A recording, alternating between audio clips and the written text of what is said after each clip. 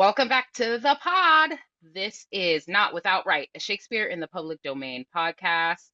I am your host, Dawn Monique Williams, and I'm joined once again by Jordyn Williams, my daughter, and Roberta Insco, her bestie, and my creative work spouse. And this week, we're going to talk a lot about the Los Angeles Times Festival of Books, which we just had the great pleasure of attending like 2 weeks ago. So that will be the primary focus of this episode. But first, we want to get caught up on a couple of things. We've talked about it a few times on the podcast in the past. Roberta did an adaptation of Macbeth for a high school group of students, and that production opened this week. Roberta, tell us about the show. Oh my gosh, they did such a great job.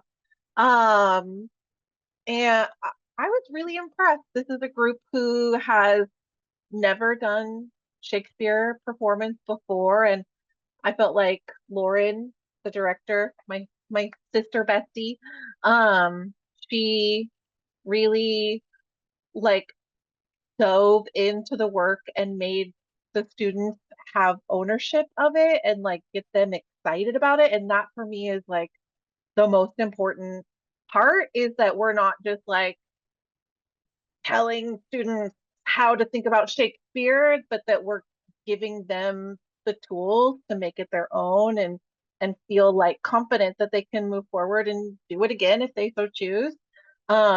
And I think that really showed the students were so excited afterwards. There's like three seniors that like did speeches after, and it was really sweet to like listen to the impact of not only this show, but of course Lauren as their teacher and director had for them.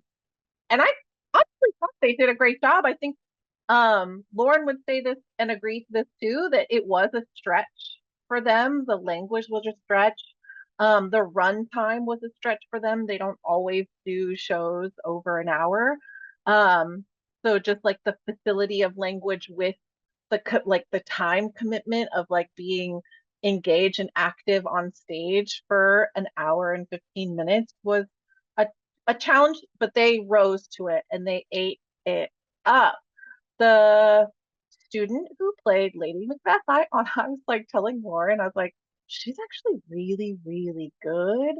Um, she was just doing things that just felt like she really dug deep into the character and like made some really bold and brave choices. And I felt like her performance was really mature. Like I would have thought, she was maybe a undergrad student. Um, So I really felt like I don't know, I loved it. I thought they did a great job.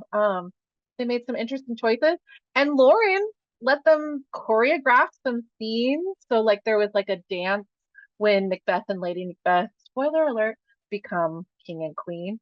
And they like inserted this like dance duet between Macbeth and Lady Macbeth that the student who played Lady Macbeth, Brianna, choreographed was actually really good. And she added a lot of movement in general to the piece, which, we love. Um, so yeah, 10 of 10, really impressed. And I heard just listening and overhearing people that they said it was the best production they've seen a high school do in in their series area. So kudos to them. That's really great. Do you know if Lauren has plans to do more Shakespeare next year? I think she's really excited to keep it up. They have to balance the curriculum and how much of what they do. So she might do like a sneaky Shakespeare. Maybe it's not full Shakespeare, but like she was interested in the I Hate Shakespeare play that I did the previous summer with Belvoir students. So she might want to do that because it's more of a overview, a little bit more comedy leaning, not just centered on one play. So she might do that. But she said the students overall, especially because she has so many freshmen and sophomore, are very excited to continue the work. So who knows what they will do, but I can see them doing something in the future Well, for I sure. hope as long as Shakespeare remains a designated author in the Common Core, that that the students get the opportunity to taste the words and not just read it or Hmm. watch movie versions, though I'm thankful for the movie versions, but I letting the students like taste it for themselves and like really wrestle with it for themselves, I think is the winning way to go. So, Yeah. um, not advocating for Shakespeare to remain in the Common Core, just suggesting that should he remain in the Common Core, that we approach it as dramatic play text and not just literature to be Hmm. read. Now, speaking of literature to be read, you two in your little private book club are reading Women in the Picture. Jay, how's that progressing? Well, Roberta finished the book. I have not finished the book yet. I can't find I thought my copy was in my tote bag. I guess it's not. So I can't like pull up all my exact highlighted marks and everything. But I think it's a really good book. I know we mentioned before in a previous podcast that we had started reading. So we finished Sophie Duncan's Juliet book, and then we had started this other book on like gender and medieval times, and we kind of like pushed pause on that. We just like were not fully getting into the groove. So we that book to then come to this book. And I feel like that was a really good idea. I really like this book. I really like the author's like voice in this book. Um, it's making me question so much because essentially, well, how can I even say essentially? The book is about a lot, but also I guess I could say it boils down to like women and art and like museums as an institution and how they choose to depict the works and how they choose to sort of have conversations about women in art, like through the way that they put up exhibits and things. And it's making me maybe have a crisis of faith. I don't know. But it's really good and I'm really enjoying it and I plan to finish it. But Roberta, you're like a fast reader. I'm Oh no, no, I am not. I'm like a medium reader. I can No, I consider your mom a fast reader. Okay, okay. I'm a medium reader. Okay. Mhm. Well, but it's good. It's really, really good. It's very interesting. Mhm. Well, I maybe this book will get added to my to be read list. I'm not reading it right now. I'm currently reading Black Shakespeare by Dr. Ian Smith, um, who is renowned Shakespeare scholar and teaches at USC. And of course, our other book club, my other book club that I'm a part of, Roberta's in like 17 other book clubs. Book clubs on book clubs. We are finishing up the August Wilson biography, and then we will launch into a book called Daughters of Daring is our next assignment for book club, which is a perfect segue Can I stop? into, oh, please.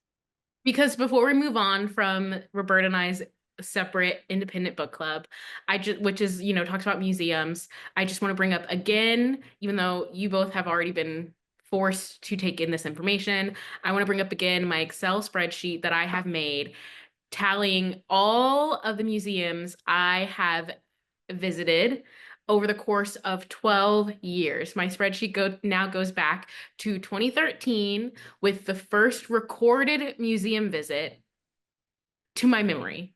That like I have what are they I have people that can also like confirm this. A visit to the Asian Art Museum for a sixth grade field trip back in 2013. So far, that is my earliest museum visit. I have no reason to bring this up other than I'm just really proud about of the Excel sheet, and the fact that I've had 92 museum visits over the past 12 years, which comes out to around 7 visits a year. And the average American typically only visits a museum 1 to 2 times per year. So I'm doing pretty good for myself. A Um, plus. and I just want to force everybody who is listening to this, watching this, whatever, going through this, I just want you all to know that I can never be topped. And that if you know somebody out there in the museum field, connect them with me, because I am true to this, not new to this. I think this is great. I think that this is a great, uh, y- so I'll have to circle back. So cancel the segue to the book fest. Let's hang out at the museum fest for a second. Mhm. Um, because as people probably know, just last week, tragic budget proposal was made by our current administration. And that budget proposal would eliminate the National Endowment of the Arts, would eliminate the National Endowment of the Humanities, and would eliminate the IMLS, which is the Museums and Library Sciences. So I actually would love to issue a challenge to our viewers slash listeners um, to get on Jordyn's level. Jordyn, your goal for 2025 is how many museum visits? 10 museum visits. I also would like to have more unique museum visits, because in a separate table, I'm really going to break down this spreadsheet. Maybe we'll link it in the show notes and make it public. She's If you always want to committing to follow, things in the show notes. Always committing to things in the show notes. She doesn't do the show notes. okay, listen. Listen. I would, I just would encourage you all, listeners, viewers, um, 10, some of you may live where there are not even 10 museums to visit. Respect. Visit a local museum. Many museums have days that are free for local residents. So, with a piece of mail, you can get into your local museum free of charge. And then that way, you perhaps could just drop spare change, a buck or two in the donation box that is available. We have to push back. We have to keep our museums and libraries alive and active. We have to keep our arts and culture sector alive and active. So if you think you can make it to more museums than Jordyn this year, comment, let us know. Let us know where you are, what museums you recommend. Jordyn is sort of a beast about her. She travels to do this, but we would love to just hear about what are your local museums? Where do you live? What are you recommending? Some of the coolest museums Jordyn and I have visited have been in small towns, little cities, historical societies. So there you have it. Challenge has been issued. And to link that to the library service as well, a lot of libraries make available for loan and checkout arts and culture passes so that you can get into, you can go check out from your library a pass that would then get you into a local museum. Other museum hacks. If you are an EBT recipient, cash benefits or food benefits, a lot of museums have free admission for people who are EBT recipients, and you simply just have to show your EBT card. So Doesn't get even have to out be there. your EBT card. You just need to show a EBT card. They don't even check if it's like Yeah, they don't really police active. that. Like No. they don't, Mm-mm. you know what I mean? You just need an EBT card. And I have multiple. Maybe I shouldn't say that. Maybe I I don't know. I mean, I'm probably not going to cut that out, but just whatever plug we can make for arts, humanities, culture sector. There are so many great museums um, in a wide range of things that are just available and waiting for you to check them out. So Jordyn has now issued the challenge. We're going for 10 museums in 2025. Uh, we're approaching the 6 month mark of 2025, so let's say 5 museums because Jordan's probably already been to 8 this year. This I'm already year. halfway there. Yeah, so we can't.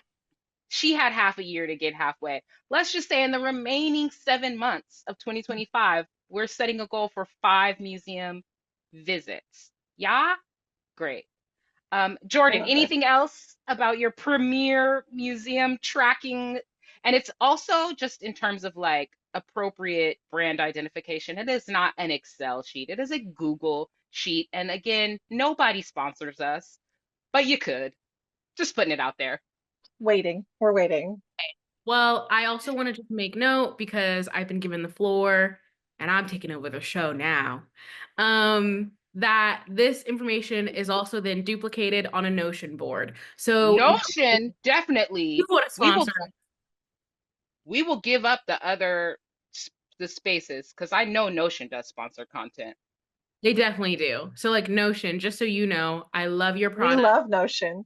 I have many boards. I also have a grad school research board. So like Notion, and I don't have a Google Sheet for that. It's all you Notion. So if you would like to jump into the DMs, we won't say no. I say we as though I man any part of this operation. I don't. I show up. It's the royal we. Yeah, sure. Exactly.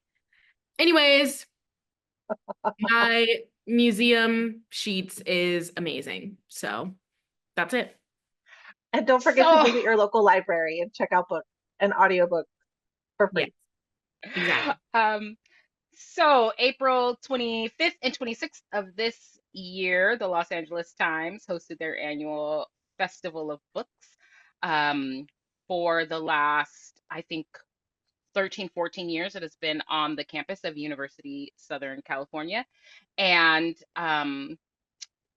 your girls started attending last year, so this was the second visit. It just so happened that Jordyn had relocated to the LA area, and Roberta and I were working on a show down in the LA area, and those two were able to go last year, and instant love affair began. And so this year they committed to the 2 day affair. I could only join on the Sunday, so they went for 2 days. And they really expanded on their intake because this year we did panels and such. And before we completely launch, I know that they each had made a prediction of how many books they would buy. Roberta, your prediction was One, 1. Jordyn, your prediction was. Mine was also one. Roberta, which you I was purchased. surprised by. Mhm. I purchased 3. Jordyn, you purchased. I just purchased 2, right, Roberta? Yeah, just the 2. I Okay. will say I've already read this, so I got this because the author was signing after the talk. Mhm. So I bought 3, but I've already read one, so that feels good to me in my soul. That Jordyn also bought some lithographic artwork. She bought some art prints. I did. And I actually, it's still packaged because I'm waiting to unpackage it until I get a frame for it, but it's beautiful. And because, again, I'm true to this, not new to this. The print I got, which I'm going to plug because they're a small business, so I'm going to plug them. And they were really, really sweet when they were selling it, is from the Little Friends of Printmaking. It's in this tube, and the print is literally in support of or collaboration with the Smithsonian Institute. So it's actually a print of a museum, like a lithographic print. It's really, really cool. But again, On brand. I'm being precious about it because it's also wrapped in plastic. So I'm waiting until I get a frame for it before I like fully put it out because I don't want it to get ruined. This was the last one. I took it off the wall. So that felt special. I made no predictions for how many books I would purchase, and I also purchased 0 hard copy books. I did purchase an attaché from the Traveler's Notebook Canopy, and I did maybe procure a few tote bags And I did sign up for the Libro FM membership. And when you signed up on the Yeah. spot, you got a couple extra credits. So I got 3 Libro FM books. It did result in Yeah. me putting my Audible on pause. Oh, So we'll see. We'll see. We'll see which service. I can't have two $15 a month subscription services to audiobooks. Your girl will have to decide. Um, but one of the books that I purchased on audio was Daughters of Daring, which we will be doing for our next book club assignment. Roberta bought it hard copy, and Roberta and Jordyn went to a panel conversation um, with Mallory O'Meara. Do you want to talk about what that experience was like, that panel? Well, Roberta actually had already planned to read the book before going to the panel. Like, do you follow her on Instagram, Mallory, the author? I do now. Yeah. Like, Roberta already knew about this book prior to going to the panel. That's part of the reason why we went to the panel, is because Roberta was like, oh. Thanks to my local library, because it was on the new in shelf and I picked it up. And that's what inspired me to read the book and tell 3 other people to read the book. So, local library, get on it. And I went because, I just love a thing. I love an experience. And the Well, I did book all of the panels. So, yeah. And the title of the panel was like Hollywood in the Golden Age, something, something, something subtitle. I don't remember. But it was really interesting. There was Mallory O'Meara on the panel, and then there was 2 other authors, one whose name I can't remember, also happens to be the man. I don't know what that tells you, but I just don't remember his name. Maybe Roberta can find it looking through the newspaper that we that's picked up. what I'm doing. And then there was another author named Claire Hoffman, with her book called Sister Sinner. Um, so that was sort of like the setup for the panel. I thought it was really, really interesting. I knew nothing about any of these books, but I feel like all 3 authors like really bounced off of each other very well. I mean, obviously the like big theme was Hollywood in the Golden Age, and it was actually really interesting because it seemed like maybe none of the authors really knew each other before they came together to speak on this panel, but so much of their work like intersected, and they also like pulled from a lot of the same resources or similar resources to do their to write their books. And they would have like their own little moments where they would kind of like turn to each other and talk and be like, oh my gosh, wait, did you look in that thing, or did you access that thing to like find that out? Which was really interesting. And I really liked that portion of it. Um, Oh, so yeah. I I think they must have updated the panel because it's listed on here as something else. Oh, okay. Um, so this when it went to print, it must have changed thereafter. Um, because it's a Hollywood talk, but it's a different one. I see. So Roberta, how was your experience of that panel? I loved it so much. Actually, I got the impression that the 2 women maybe knew each other or at least knew of each other because they were so well, Mallory was like very supportive. There was like a question that Claire was responding to and she was being very modest.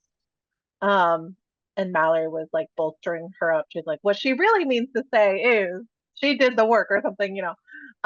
So either they knew of each other or something. But they definitely seemed friendly. I loved it. I was really inspired,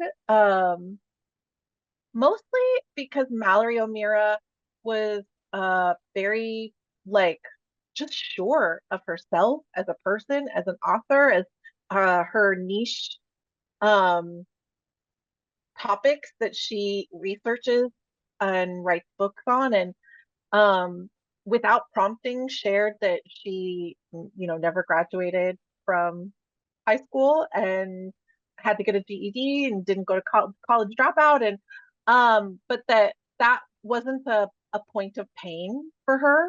It was I think it demonstrated just like how uh she chose another path of learning herself, of spending time researching, of really honing the thing that she is excited about, her passion for LA history, doing research in general, writing books. And so I just think like I was just really inspired by just her confidence, who she is as a person.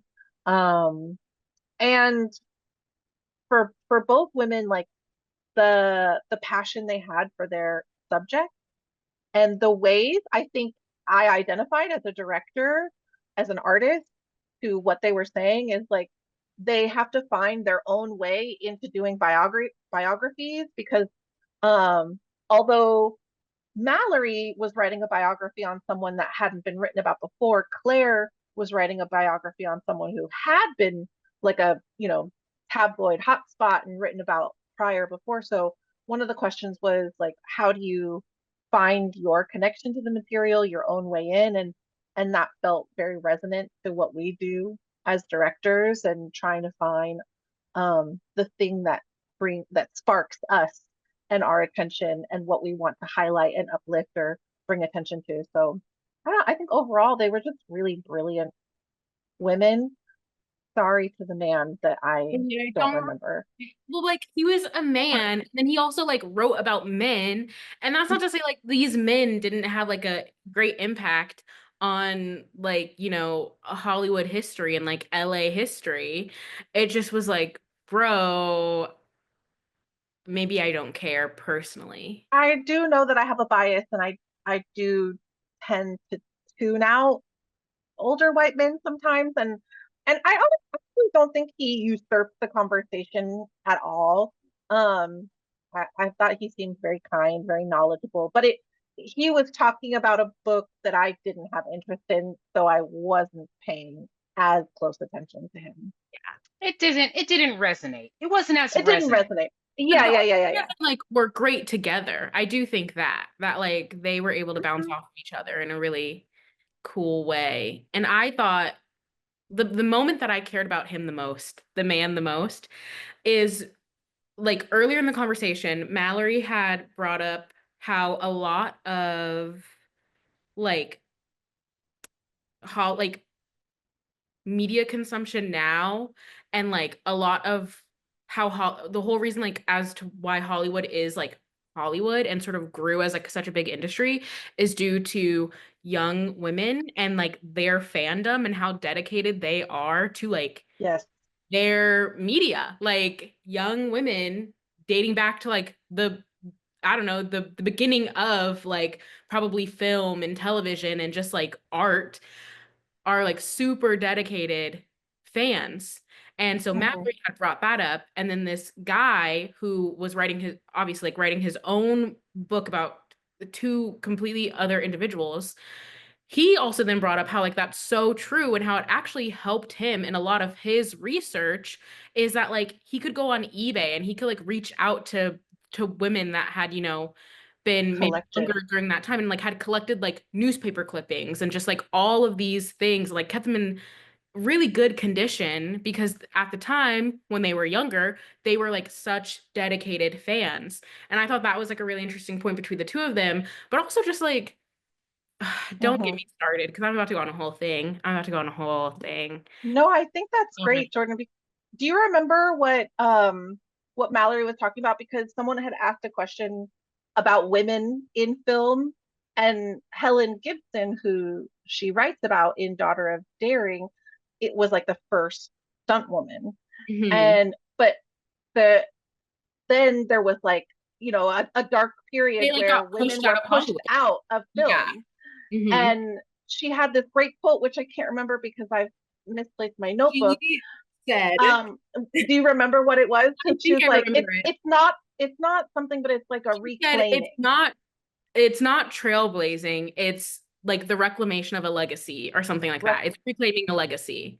Mhm.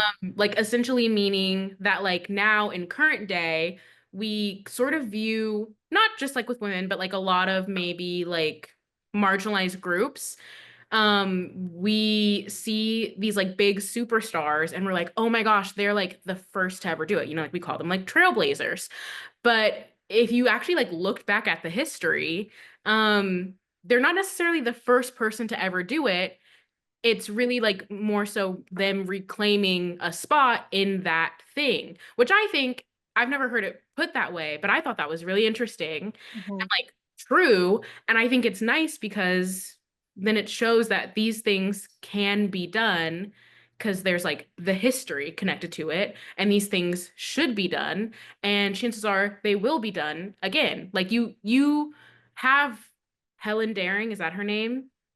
Helen Helen Gibson. Gibson. Helen Gibson. Like you have Helen Gibson back in like the 30s or 40s, who's like Mhm. the first stunt woman to do this thing, and then is pushed out of Hollywood, or like the filmmaking industry. And then you like flash forward, and I don't know who is like a big major woman figure in stunts currently, but you have this individual, and like I just think it's really cool to see that even when there's like a dark time, even when women are pushed out and you think, well, this is it, they had their moment and it's gone, that's not the case. Like Mhm. they will come back again. Like these things do loop back around because at the end of the day, you can't suppress a person like their inspirations and what they're passionate about. Like you can't take away desire from a person if they want to do stunts. If a woman wants to do stunts, she's going to do stunts, and that will always come back up again. So I thought that was really Yeah, yeah. I thought it was really cool. I'm really excited to read that book, especially because right now I'm doing a Buffy the Vampire Slayer rewatch while my friend Lauren is watching it for the first time. And listening to this panel made me think about how I've been paying attention to the stunts more in Buffy. And like being able, like, can I see in which shots is it Sarah Michelle Gellar, or is it the stunt woman whose name is Sophia Crawford, and she was the longtime stunt person for Sarah Michelle Gellar character Buffy. And so just incredible that we don't really spotlight these people. These are kind of like the silent, you know, heroes in film, because unless you're really geeking out about it, they're not on the red carpet, you know, that we're not seeing them highlighted the way that we do see the stars highlighted. So it just made me think about all of the women and the people who do film that we don't know to recognize. Uh, I would love to hear um about some of the like stalls that you visited, and like give shouts out to some of the like booksellers that were there, or whatever other vendors were there, and whose booth you like sought out. Jordyn, do you want to talk about the artist that we met last year that was there again? Yes. Okay, I have her work here on my table somewhere. I know this is gonna mess with how you cut and frame us in the edit, Mom, but you can snip It's this. fine. Find back. Okay. So last year, Roberta and I did no panels. We just walked around because the event like is free. I mean, like the stalls are to just go to the stalls and like walk around Entrance is free. is free. It's the panels are what cost like money. And So the food costs a lot of money. The Well, food costs too much and the money. shop and the shopping. okay, we're getting It's so granular. okay. I mean, People should know that if they want a poster, they're gonna have to pay for that. of But course, yeah, of People course. should also know that if they're gonna want a burrito, it's gonna cost $18.95. $20. Yeah. okay. Well, Everything is $20. that's true. Last year, we came across this artist who we both really loved. I have her business card. Um, so her name is Po Yen, I think is how you would say it. And she does like a lot of just like really cute little like magical and mystical. Oh, hold on. Here we go. Magical and like mystical little, pen and ink illustrations. yeah. So like this is like a little witch. There we go. And kind of like going through the woods. And then I also got a sticker from her. There's like a lot of cats in her art. So this is like a little cat, and I just thought it's so cute. And so I purchased some, well, Roberta and I both purchased something from her last year. And last year I just got like 2 stickers. And so this year I said to Roberta, she's here somewhere and we have to find her because I want to get more than just some stickers. I am so in love with her art. I got to find her again.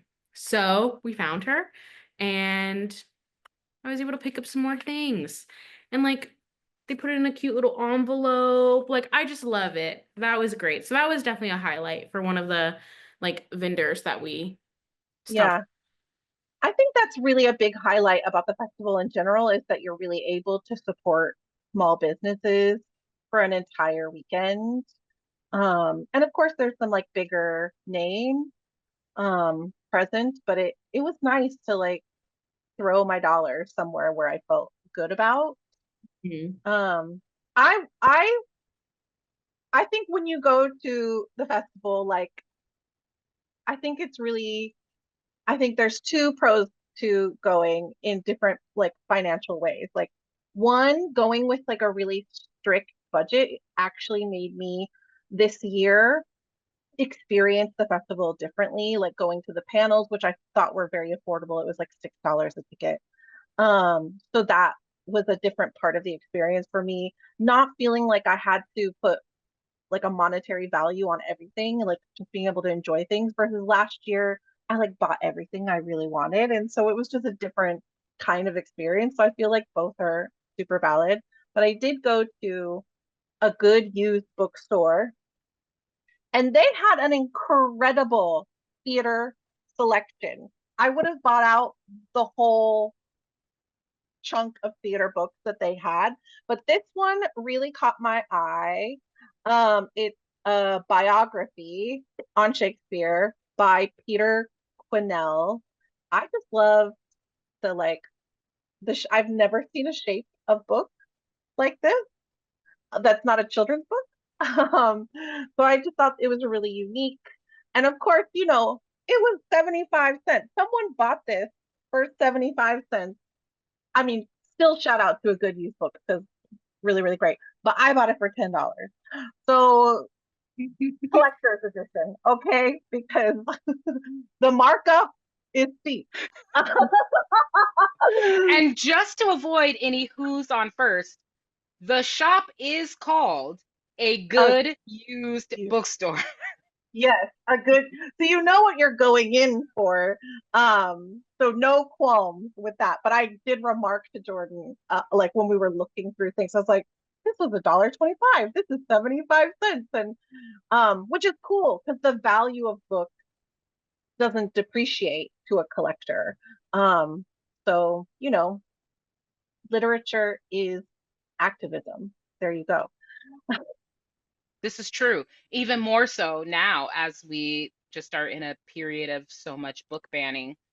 Um, I think Mhm. that's so great. Now, you two are in on all this fourth wing action. You two are reading whatever that collection of books is by Rebecca Yarros. I don't, if Fourth Wing is the second book in the series, No, Fourth Wing fourth. is the first book in the series.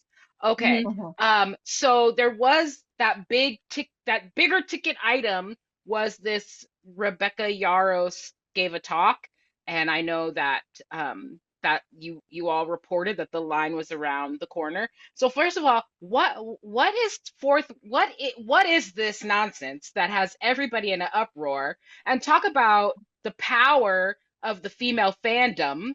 Okay, Mhm. women lined up Hey, around the building. What is We are this? can I single-handedly uplifting the publishing industry. can I also then say, oh, I know the people are gonna hate me. Jordyn, why do you make everything so political? Jordyn, why is everything like connected to like something deeper? Jordyn, like you're just like a party pooper, you're no fun. Okay, well, shut up. because that's not true, and I'm right. So let me talk. Anyways, we can get deeper into it. I will come back to your question, Mom. I promise you. But I just want to say that as it came up in the Mallory O'Meara, where like fangirls, literally like fangirls, keep this industry alive and have gotten it to where it is in terms of like arts and culture, but also just like media, like genuinely where they have gotten it to. And then we turn our backs on them and we like, excuse my friends, shit all over them. And I just think that is crazy that we live in a time where women, young women, girls, like teenage girls, like pour so much into this industry, and like to uplift like their favorite actors, their favorite series, their favorite book, all of these things. And then just as a society, we like then somehow view those things as stupid or frivolous or not deep or thoughtful. We're like, oh my gosh, girls just want to read smut and like about hot boys. And you know what? Maybe girls do just want to read smut and hot boys. And what about it? Like, and also, women have brains and minds as well as souls. Shout out Joe March. Shout out Joe March. I guess Louisa May Alcott, but shout out Joe March. Shout out Saoirse Ronan. I always have you in my heart, girl. Yeah, so I just think it's crazy. Now, with all of this being said, and I get to say this because I'm a young woman, Fourth Wing is ridiculous. Fourth Wing is but it's And also so addicting. Like it so is. it is crazy. Like Rebecca Yarros, I think Rebecca Yarros does just like hot boys and sex. Um and like I said, what about it? So there's that. I think oh, I'm gonna get in trouble. I think if they ever find this, if they ever find this, The Yarros girlies. if they ever find this, oh, pray for This me. is the one. This is the one that's going to take us viral. Oh my gosh. I think Rebecca Yarros claims that her books are about something deeper. Not really, girl. I think they're not really. I mean, you ask her to tell it, and she'll say that it's like a whole bigger thing on like Political war and politics structure, and like policy, leadership. yeah, like suppression and all of these things, which the books do have elements of that. Like, I'm not denying that. However, I don't think they're like fully fleshed out. I don't think they're like, I don't think they're actually that solid. So I But don't you think have read more. You read Fourth Wing and went on to book two. I I have have not read all three. I have read all read all three. three. I have not gotten to the third book. So Though I don't you have been spoiled to what I happens have in been the third spoiled book. about what happens because I went to the panel. Well, So and it was worth it to you all to pay the higher price ticket to go see Rebecca Yarros to see what the fuss was about. Yeah, I mean, I'm ultimately very glad that we went. Hmm. I have my own feelings on how the series is like moving forward. But what I'll say is, uh, I think the like this kind of criticism for me goes to how the panel was like organized in entry, like how to actually physically get into sitting in the chair to watch the panel because it was so big because the girlies go hard for Rebecca Yarros.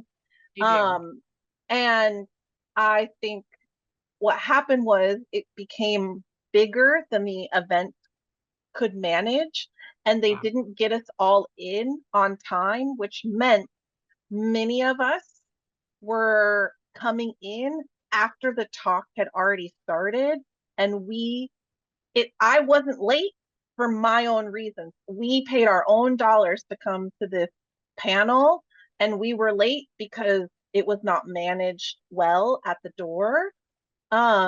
And that already like gave me like really irritating feelings about coming in mid panel. Um, and the venue was at a theater on campus, and it was a very large venue. And we were in the last balcony area, And what I felt like for me that didn't hit is that it was a very intimate conversation between two authors, Rebecca Yarros and then the author who was the moderator, and the people in the orchestra. They all had one singular experience. They were besties. They were in on it. They were laughing. They were having a whole moment. Those of us in the above levels were never acknowledged until the very end once they took questions that the audience had submitted. And it felt like we were just like I could have watched it on YouTube and had a better experience, like a more it felt like I was an outsider looking in on this conversation, like peering in through the window, and nobody knew that I was there. And so for me, like that kind of experience just was like not what I was hoping for in a talk. And then it was also very, Jordyn, correct me if you think differently. It felt very like not really book related. Like we weren't really talking about the book series much. So It was like, how would you imagine if Zayden Ryerson, one of the main characters, was in LA for the first time? What is the first thing he would do? So it was like all yeah. speculative kind of fandom questions, which maybe that means I'm not that deep in the fandom, fine, because I didn't really care about that part of the talk where it didn't feel very like focused on the book and the series as a whole. I agree. I definitely agree. I feel like I went in thinking, well, I actually don't know what I went in thinking. I just was like, I want to do this and it's $20, so I'm going to do it. But definitely after we had done our first panel with Mallory O'Meara, where like it kind of set the It bar, was so good. Yeah. it felt like so thoughtful and like I'm actually like learning about you and your writing process and like what you care about and how that translates to what's in the book and all of these things. Like, did not get that from Miss Yarros. Did not get that. I mean, it really was like, I mean, like literally that was a question, Roberta. So like that, like exactly what you said, that's what it was, and not like, what are some of your like motivations and blah blah blah. I don't know. Yeah, it didn't go very deep. It was a very surface level Mm, talk. okay. Yeah. Okay. Now there was a third panel that you attended on that first day. Oh God. Yeah, Uh-oh. yeah, yeah. Oh, it was this one. It It was was this. the romance panel. Happily ever after, how romance tackles big topics. Mm-hmm. And how romance keeps the publishing industry alive. Literally. Um, and yeah, did you want to? I mean, I just talked for like an incessant amount of time, Jordyn. So if you wanted to say anything about the panel, Well, I really liked this panel. I didn't know any of the authors on the panel, but You're not really a romance reader. I am not really a romance reader, which, I you know, signed us up for this one because I wanted to yeah, go. Roberta's a big romance reader, and Roberta like recognized it, like some of the names on the panel. Like you literally read one of the books that was like being talked about on this panel. I'm not a big romance reader. I don't know what this is about. I don't know if like something happened to me. I don't know like what's going on. I mean, maybe I don't know. Some might call me a cynic. I don't think so. I think I just am what Interested in other things. That's Yeah, okay. So I as am a a cynic and I still read romance. So I think that's the point though, is for me, is like it diverts from reality. It's the Mhm. thing that we're like as a romance reader, it's the thing that we're not getting in real life. And so it's like, able to just like if I could dive into that book, Yeah. that's what romance is for. And what I loved about this panel is not only is romance fluffy and important because it's fluffy, but it can also tackle big topics. And that's what the authors of these particular books were talking about. This one is the one that I've read. Great. And and you Yulin bought that, Kwong, Jordyn. I bought it. Yes, I And do so plan. you're gonna read it. Well, I really liked the author. Her name is Kwang. Yulin. Mhm. I don't remember Yulin. Yulin. Um, I loved her vibe. Like, she was on the panel talking about her book, her like thoughts, and I was like, I like you. She also had like a great quote that I think Roberta wrote down in her notebook, but That I can't we have to find. we have to find it. She said that when she's like so depressed and like joy seems like so far off and she can't get happy, she can still always get horny. And that like somehow informed her writing. And I thought that Yeah. was really funny. And the whole audience like laughed and I thought that was really interesting. But basically I just really liked her energy and I was like, you know what? You are talking about this book in like such a smarticle particles way and like you seem very thoughtful, so like I usually don't read romance, but like now You that know what? it, okay. I'm about to bring this back into Shakespeare because I really feel profoundly that romance is like it has all the elements that like Shakespeare scholars would be interested in. There's always like that epic quality to a romance. There's always like often, especially in like romance with characters that are not human, we're getting like otherworldly characters, we're getting worlds that are far off from our own, we're getting people who leave their hometown and travel to a pastoral small town, something whatever, in order to achieve happiness, their happily ever after. Romance is Shakespeare, baby. Like that's, I mean, there you go. Like it's all the elements are there. And I think to depreciate the genre and be like, oh, it's fluff. I mean, these are highly educated women writing these books for years and years and years and creating a fandom like Shakespeare did. Um, and writing in ways that speak to the truth of what people are looking for, the need, the feelings and love and aspirations that maybe feel difficult to achieve in real life. So I'm heavy into the romance genre. I read a lot of romance. Not as much as you, Roberta, and I'm very particular about my romance sub-genres. So you read a lot of like contemporary normie romance.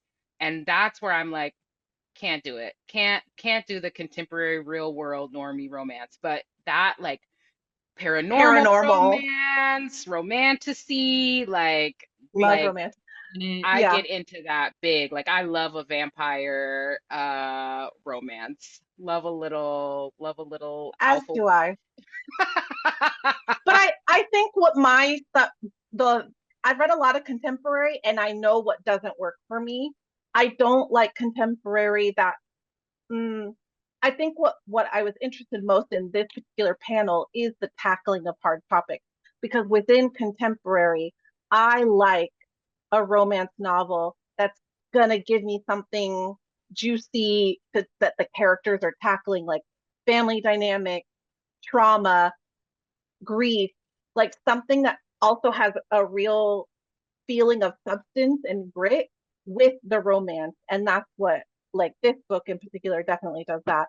A lot of queer romances just inherently have to tackle difficult topics in order to achieve their happily ever after. So for me, within that contemporary genre, I do need that like subgenre of like n- not just fluff, but also something like real to sink into. So then it was day two, and I joined you for day two, and I made a beeline to the Pantages stall for my free tote because I'm a theater junkie. So first, I had to get my Pantages theater tote bag. But what's really cool is we did two panels that day, and we did a panel with playwright Larissa Fasthore and Lolita Chakrabarti. And Lolita, I knew her as the author of Red Velvet. And then we've talked about on the show before Hamnet, and that you two got to see Hamnet um, in London, and she did that adaptation for that stage play. But also, she did the stage play adaptation of Life of Pi, which Jordyn just got to see 2 nights ago at the Amundsen. Um, Yeah. so, Jordyn, do you want to say anything about the experience of hearing Lolita talk about the show and then getting to see it?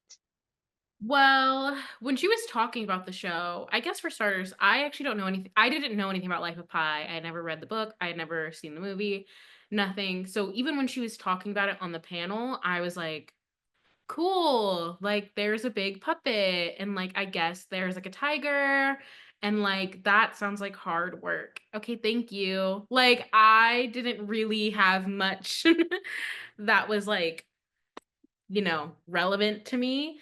Um, but it was like interesting. I just was like, and at the time, like going to see the show was not on the schedule. Like I was not, that was maybe something I was looking forward to. Like it was not happening. But then through my job, because of a committee I'm on, I got a ticket to go see it related to like a whole work thing.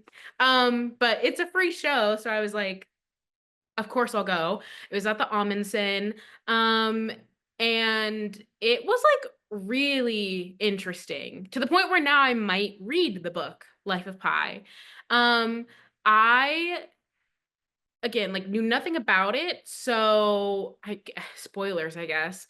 Like it gets dark. I mean, there are like graphic depictions of animal death and like just animal murder. So that was insane to witness because I was not expecting it. But the puppets are amazing. Like the puppets really are amazing. I think the technical aspects of the show are so beautiful. I mean, like the set is just beautiful. It jumps around in like time, but also then place. So it starts in India, then you like are moving to a cargo ship, and then there's also like this like place in Mexico, like they're in a hospital in Mexico or something like that. I'm unclear on if it's like a hospital or if it's like a mental hospital. Both, I don't know. That part I'm unclear on. But like it jumps around the middle of the ocean. I mean it happens in a lot of places. And so like the way that they transformed from place to place to place was just so crazy. And then obviously, of course, I think what it's known for is the puppetry, and it was insane. And on the panel, Lolita had talked about how, these animals don't speak with like English words the way that like humans do, or like you and I do. And so how can we sort of like make it so that they are communicating in their animal like way? And so she had talked about like the mechanics of the puppetry, and she said that for the tiger, whose name I can't remember, but it's like a very human name. I don't remember the tiger's name, but it's a Bengal tiger. That there's 3 people that operate the puppet. That there's one that's like the hind legs and the tail. There's one person that's, she described it as like the heart, but also like sort of like the torso portion. And then there's one person that controls the head. And again, like in my mind, I was like, oh yeah, no, that's cool. But then seeing it on stage, it was insane. I was like, the physical element to this is crazy because that person who controls the heart and like is the body of the tiger is literally someone who just like is crouched over, walking on their hands and knees for the entire show, and like literally like drooped over, not can't even like look up because their body it helps create the form for the tiger's body. And so like they don't have like any noises or anything that they make.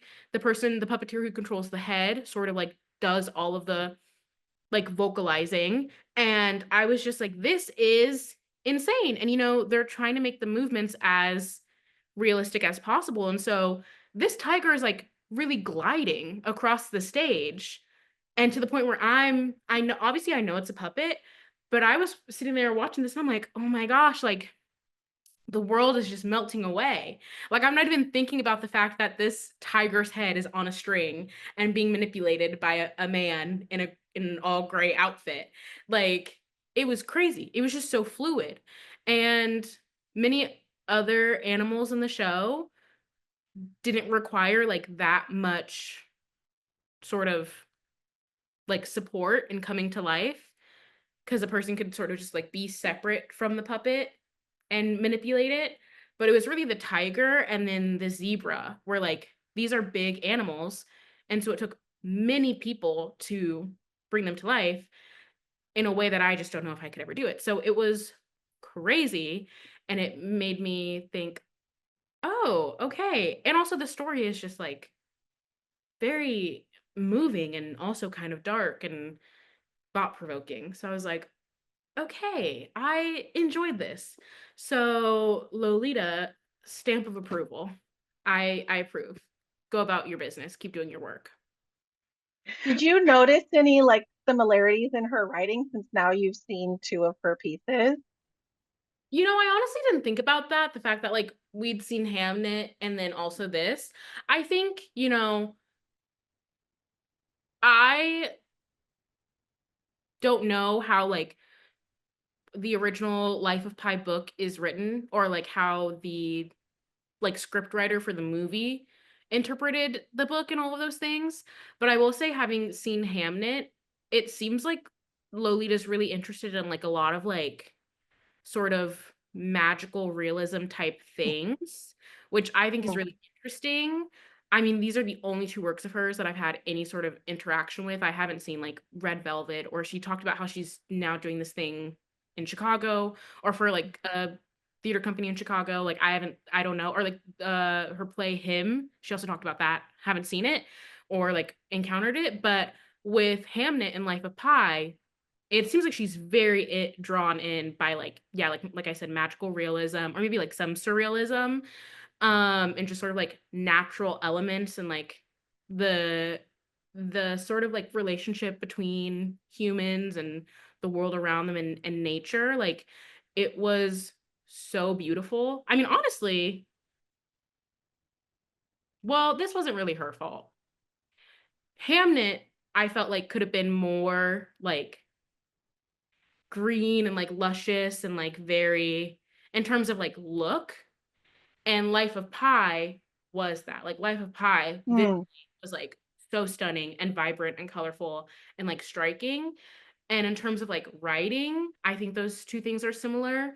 But I would love to see a different version of Hamnet, which maybe in the movie we can get this. Mhm. I would love to see a different version of Hamnet where it also kind of is like just visually Lush. interesting.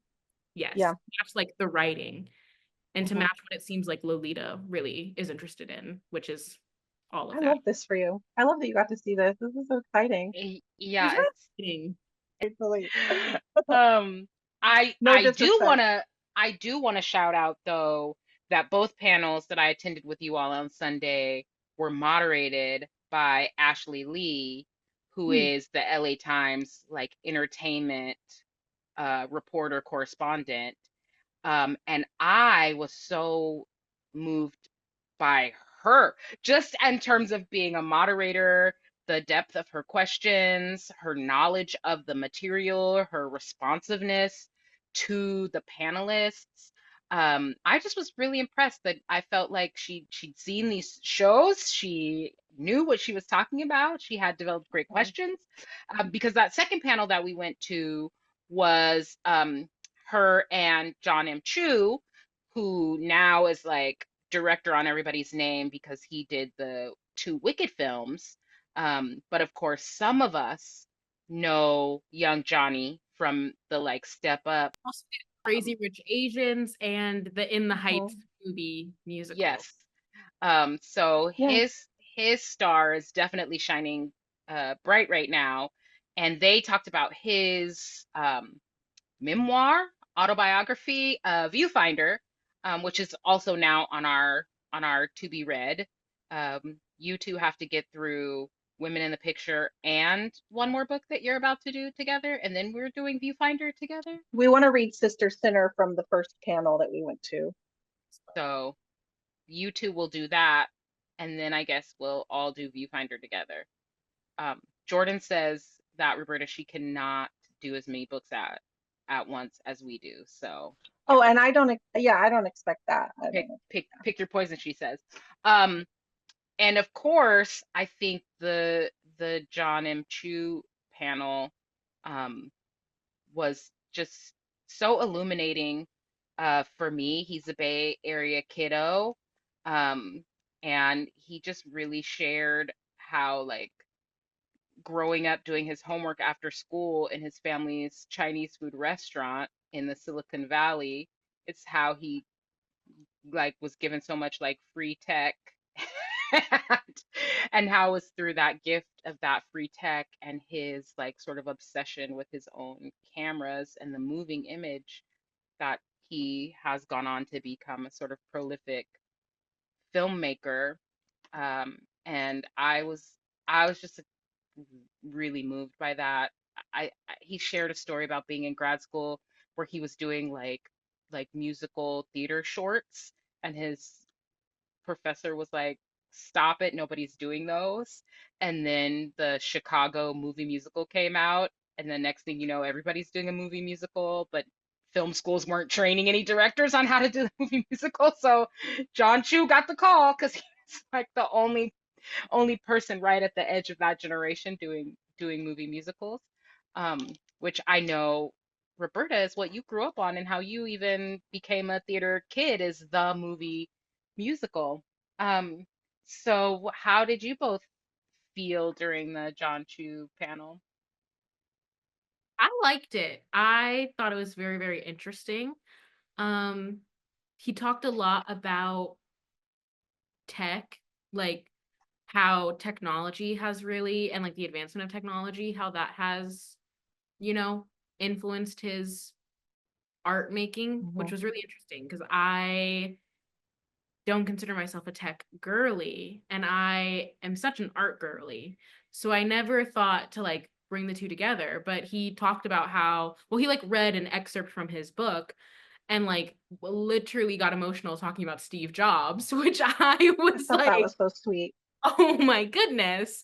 But like he was in the book, he has this part where he's talking about like the first time he ever met Steve Jobs and how much he like looked up to Steve Jobs.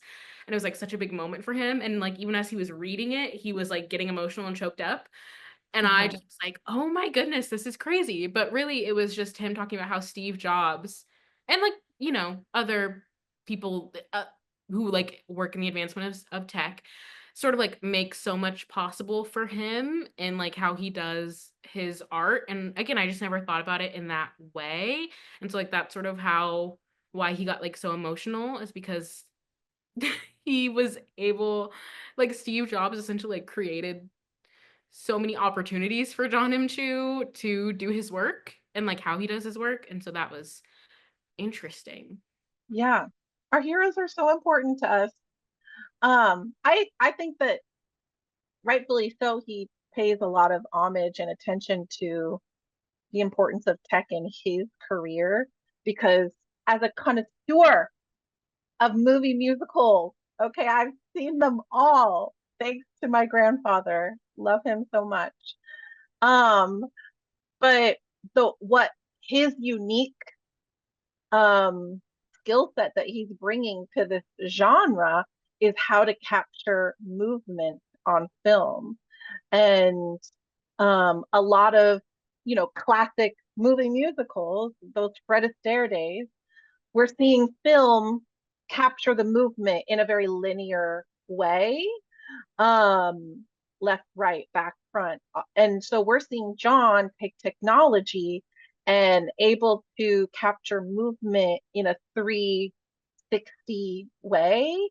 So you feel like the camera is dancing with the dancers, and it just brings so much life, I think, to the movement on film, which is very unique to him. I mean, I'm even thinking about some of his non-dance films that also use a lot of movement in the camera work itself. So yeah, shout out to Jon M and how he's reigniting the love of movie musicals for our audiences today. Because I've always been here. I've always been here watching them. And now y'all want to join me. Okay. But I've been doing it. I've been watching. Uh, um, so that's all 5 panels that you both did, 2 with me and the 3 that you did on your own. And then we gave a little stroll through some more stalls. Stopped at the Pride and Prejudice stall so that I could take See your my love. 20-year anniversary photo with Matt McFadden. Hey, Oh my God, he's hey. so dreamy. The dreamiest. He's my favorite. Mine too. Mr. Darcy, my favorite. Don't at me. I love the 2005 Keira Knightley, Matt McFadden, Pride and Prejudice. Love it. 100%. It's stunning. Love It's it. stunning film. Wait, can you do that? What? If you What? have that feature turned on your Zoom for it to Oh, recognize hand gestures. but the kids do something different these days. Oh, be careful. I So, might have to. oh. Yeah. I don't know. Maybe you all don't I do my Zoom update every day. Every day I'm like, does Zoom have an upgrade for me? Mm, So overall, out of 10, how was your book festival experience? 100. 100. I mean, 10 out of 10. We'll do again. Like that's all. That's all. Yeah, I'm just gonna stick with 10. I'm not going up to 100. 100 out of 10. I'll Um, commit. yeah, I mean it's a very crowded event, lots of people. Mhm. They lack of went signage. there's a lot of lack of It's signage. lack of signage. If you don't know the campus well, it is easy to get tossed about and in the wrong place. So Mhm. that's on the festival. The festival itself could coordinate a little bit better. Um, Parking though was not Easy. as crazy as we thought it would be. Um, the weather was great. The first day you two went, there was a little bit of rain, but after that, the weather was really great. They had some nice like live music and dance acts in the sort of like open courtyard area. It was my first time, so I definitely 10 out of Yeah. 10 would go again. I loved the panel experience. I think if I tag along with you all next year, I'll have a little more strategy for myself in mind, the way you all had a little strategy for yourselves. Um, I think It's impossible to see everything. Like I've been on the girlies pages watching their video recap and I'm like, where was that booth? Where was that thing? It's just so rich and full of things to do and see and buy that like 2 days, honestly, not enough. But yeah, it's huge. And there are free things. There are stages that have like free author talk. So you don't have to purchase additional tickets to those. So I think it's a very accessible experience, like financially, if you're just going for like the vibes and the free things. And with that, we'll see you next time on that podcast. Let's go.